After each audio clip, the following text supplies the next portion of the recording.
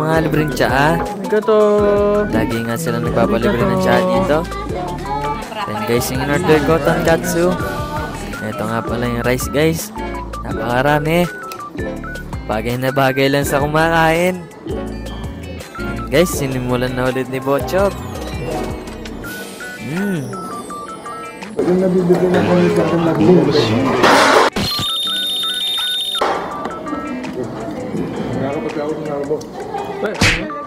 At then nga guys, kasama natin si Kuya Duran kumain sa video na to. Yan nga guys, todo budbud ng tonkatsu sauce. Hindi kaya sila malugi sa akin dito. Ito nga pala guys, kita na shoko niya. Pero sa English guys, blue cucumber pickled. And guys, miso soup. Guys, tara na. Busog na naman si Bochog.